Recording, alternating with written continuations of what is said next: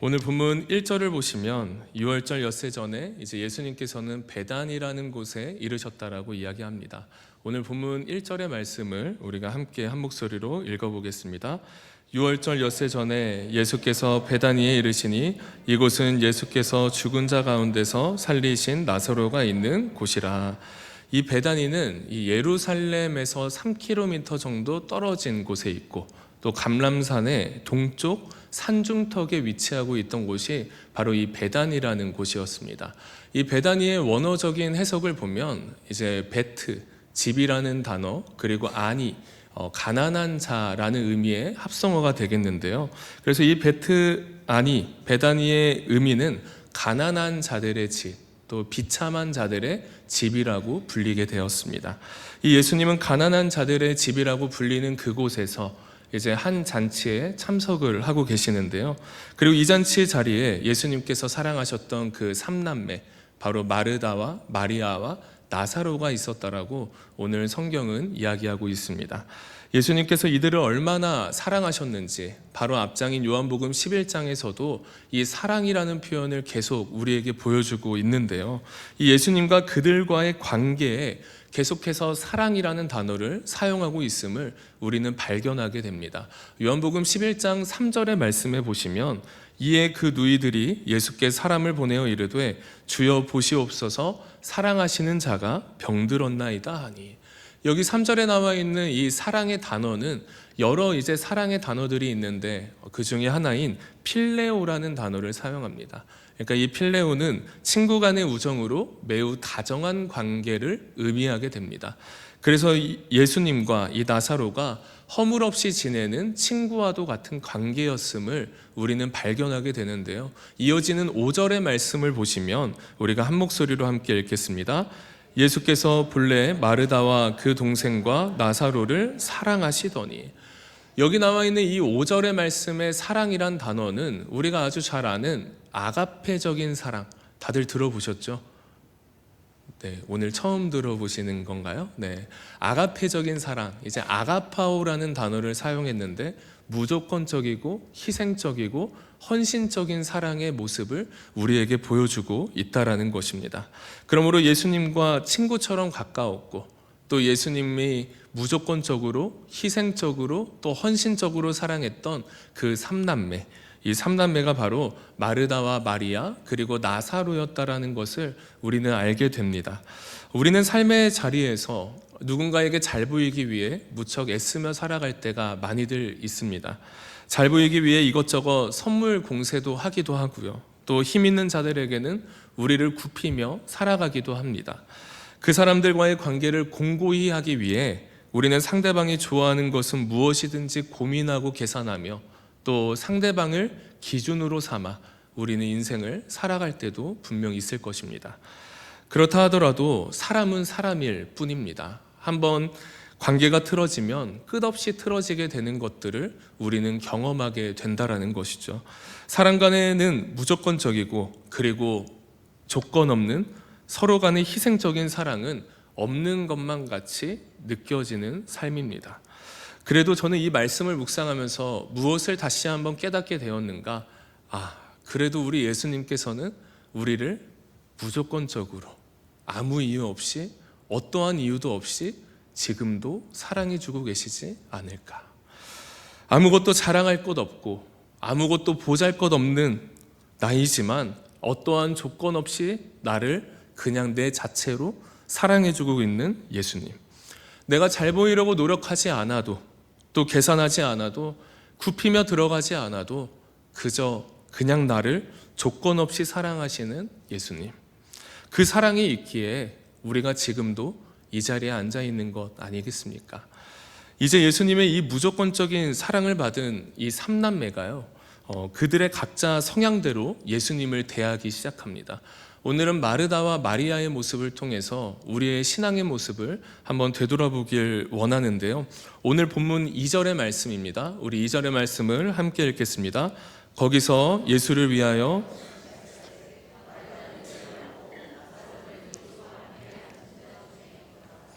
이 마르다는 열심히 일하는 사람이었습니다.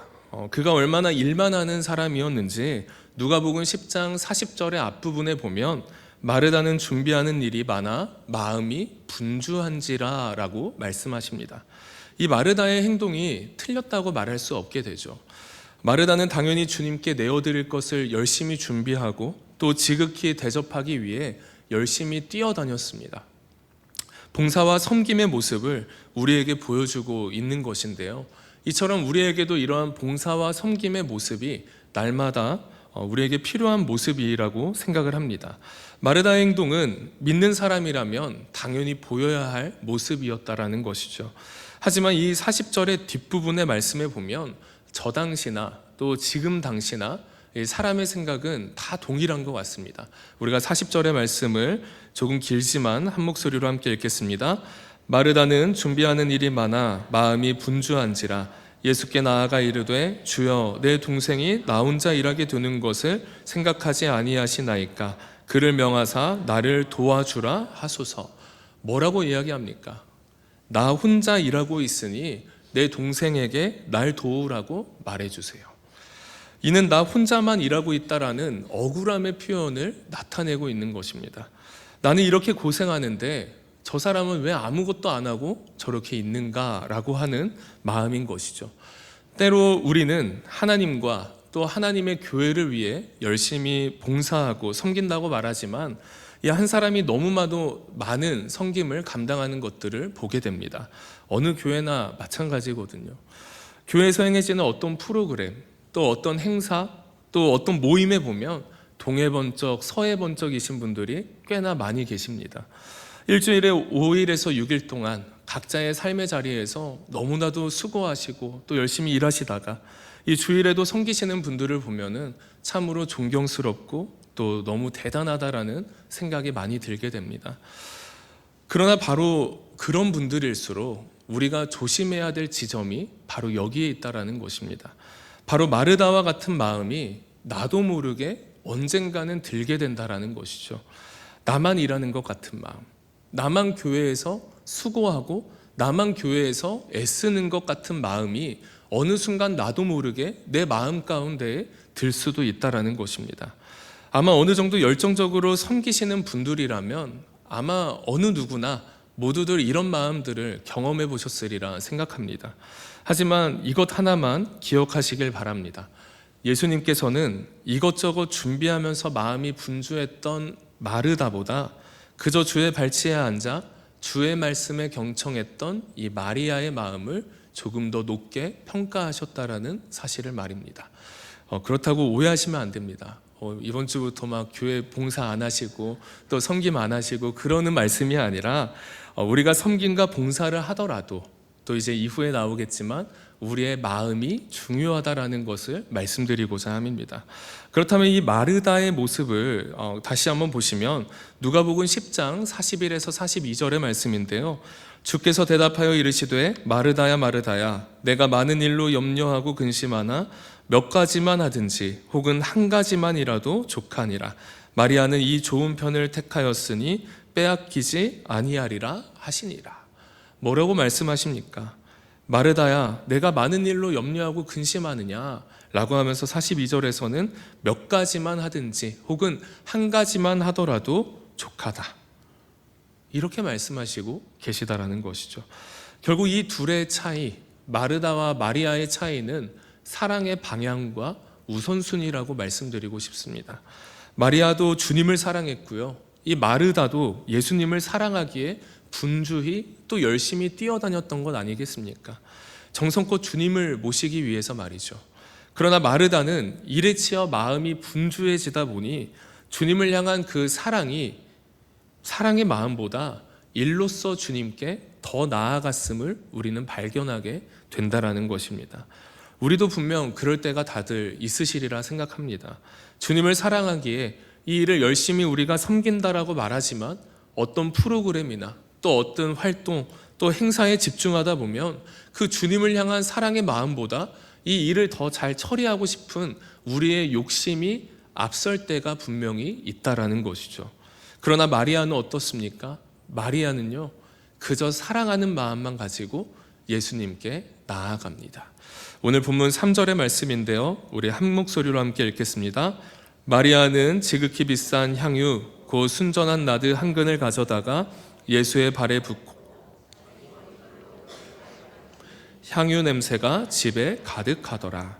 이 오늘 말씀과 다른 병행 구절인 마태복음 26장과 마가복음 14장에서는 한 여인으로 기록이 되어 있습니다. 그러나 오늘 요한복음에서는 분명히 이 마리아라는 인물의 이름을 언급하고 있는데요, 이 마리아가 한 행동은 지극히 비싼 향유 곧 순전한 나드 한 근을 가져다가 예수의 발에 부었다. 그리고 자기의 머리털로 예수의 발을 닦아 주었다. 이어지는 내용에서 보니 유다가 300데나리온이라고 말하는 것을 보아 이 300데나리온이라는 것은 이 당시에 일반 노동자들의 품삯이 이제 한 데나리온이었거든요. 그러니까 하루에 이제 버는 금액이 한 데나리온이니 이 300데나리온이라 하는 금액이라 함은 아마 한 해의 연봉 정도 되는 금액이라고 생각하시면 됩니다. 이 당시 향유는 그 당시 인도에서 수입을 해왔는데요, 최고급이고 또 사치품이고요, 또 어떻게 보면은 고가의 향유였다라는 것이죠. 그런데 이 마리아는 1년치 연봉되는 정도의 이 향유를 예수님에게 그냥 과감하게 부었다라는 것입니다. 그리고 자기의 머리털로 그의 발을 닦는데요, 그의 발을 닦는 것은 종이 하는 일이었습니다. 그러므로 이 행동의 의미는 우리에게 겸손과 또 헌신의 의미를 보여주고 있는 것인데요, 비싼 향유를 부어서 주님께 헌신과 자기의 마음을 내어 드렸다라는 것입니다. 왜냐하면 이미 그녀는 예수님의 존귀하심과 주님의 위대하심을 이미 알고 있었기 때문이라고 말할 수 있게 되는데요, 그러니 주님을 향한 사랑과 존경의 표현을 어떤 방법으로든지 그녀는 하고 싶었다라는 것입니다. 그리고 그 표현의 행동이 바로 향유를 부었고 또 향유를 자기의 머리털로 닦아내는 것.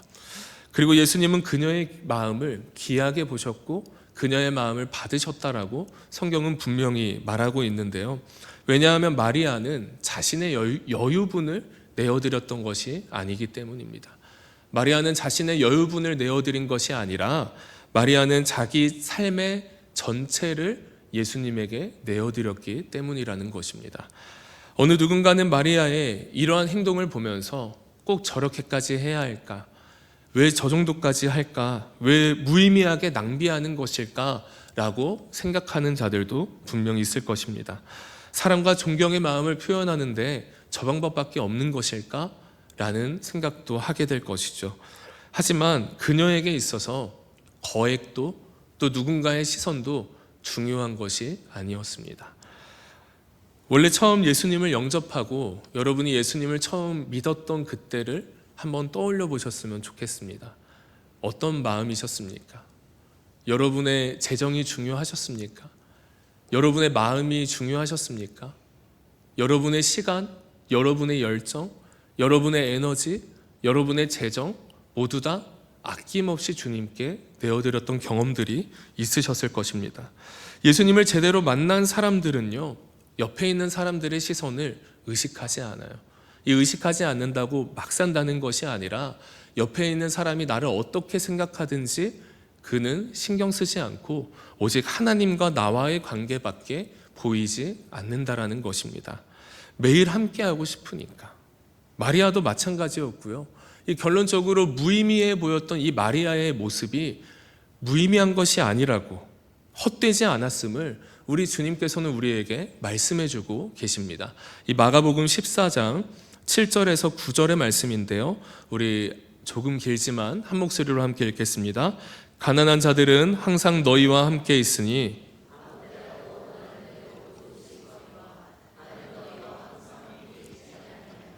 그는 힘을 다하여 내 몸에 향유를 부어 내 장례를 미리 준비하였느니라. 내가 진실로 너희에게 이르노니 온 천하에 어디에서든지 복음이 전파되는 곳에는 이 여자가 행한 일도 말하며 그를 기억하리라 하시니라. 아멘. 이 마리아의 삶은요, 결코 헛되지 않음이 마가복음 14장의 말씀에서 나오는데, 내가 진실로 너희에게 이르노니 온 천하에 어디서든지 복음이 전파되는 곳에는 이 여자가 행한 일도 말하여 그를 기억하리라 하시니라. 곧 떠나실 것을 예고하시면서 이 마리아가 향유 부은 것은 예수님의 장례를 미리 준비한 것이라 말씀하시면서 그녀가 복음이 전파되는 곳 어디서든지 그녀가 행한 일을 기억하라고 말씀해주고 있습니다. 사랑하는 여러분, 예수님이 너무 좋아서 생각만 해도 좋고 또 매일같이 말씀과 찬양, 기도와 또 섬김, 봉사의 모습으로 나아갔던 경험 다들 있으시죠? 그냥 주님이 너무 좋아서 나의 모든 것을 어떠한 이유도 없이 아낌없이 내어드렸던 경험들이 있으실 거라 생각합니다. 나의 시간과 열정, 에너지, 재정을 모두 다 내어드려도 어느 것 하나도 아깝지 않던 그때가 어느 누구에게나 있다라는 것입니다. 이것이 아낌없이 내어드렸던 신앙의 모습이라 말할 수 있게 되는데요. 그렇다면 우리는 왜 모든 것을 아낌없이 내어드리셨습니까? 아까울 법도 한데 왜 우리는 모든 것을 계산하지 않고 그냥 주님께 드리셨습니까? 아마도 나의 전부보다 주님이 더 중요했기 때문은 아닐까 생각을 해보게 됩니다. 그러나 지금 여러분의 모습은 어떠십니까? 그리고 지금 저의 모습은 어떨까요? 나의 시간을 쏟고 에너지를 쏟고 재정을 쏟고 마음을 쏟는 것이 우리에게 아까울 때가 분명 있을 것입니다. 헌금을 하려다가도 또 우리의 교회에서 시간을 쏟으려다가도 우리의 마음을 쏟으려다가도 에너지를 쏟으려다가도 다른 것에 에너지를 쏟을 일이 너무나도 많기에 이 모든 것이 아깝게 느껴질 때가 우리에게 분명히 찾아온다라는 것입니다.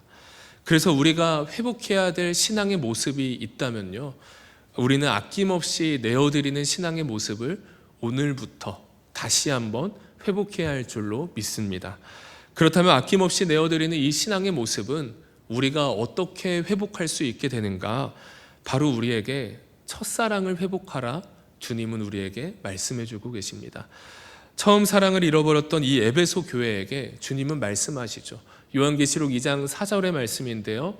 그러나 너를 책망할 것이 있나니 너의 처음 사랑을 버렸느니라.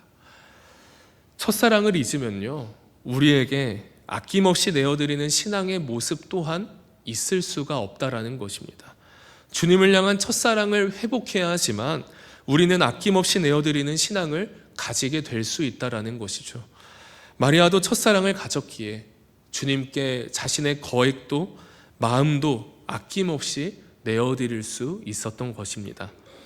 주님을 향한 첫사랑의 마음을 가지셨을 때 여러분 다시 한번 오늘부로 다시 한번 생각해 보시길 바랍니다. 그리고 그 첫사랑을 다시 한번 회복하시길 소망합니다.